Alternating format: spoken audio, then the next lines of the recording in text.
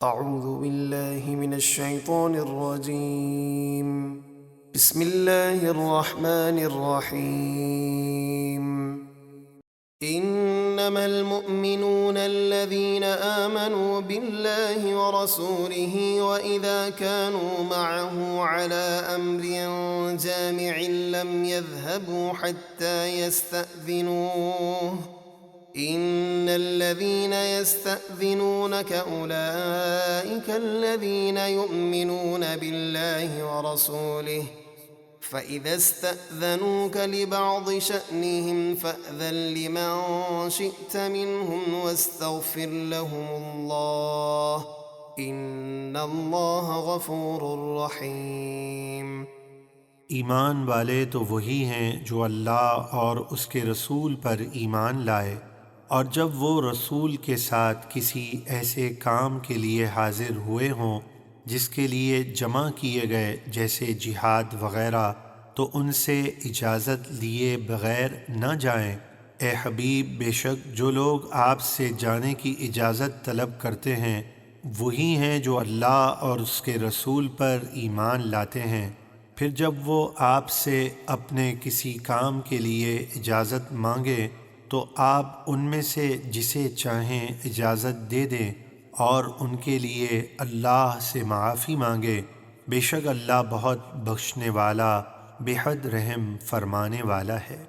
لا تجعلوا دعاء الرسول بينكم كدعاء بعضكم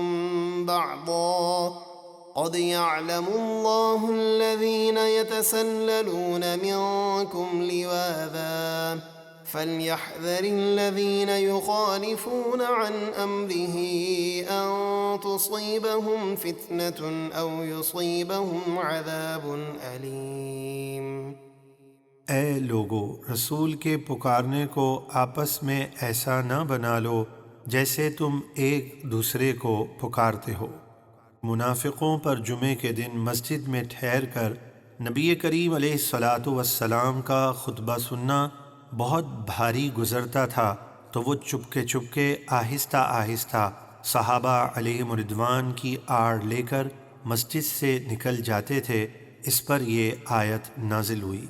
بے شک اللہ ان منافق لوگوں کو جانتا ہے جو تم میں سے کسی چیز کی آڑ لے کر ہمارے حبیب کی محفل سے چپکے سے نکل جاتے ہیں، تو ہمارے رسول کے حکم کی خلاف ورزی کرنے والوں کو اس بات سے ڈرنا چاہیے کہ انہیں دنیا میں کوئی آفت پہنچے یا انہیں آخرت میں دردناک عذاب پہنچے۔ ألا إن لله ما في السماوات والأرض قد يعلم ما أنتم عليه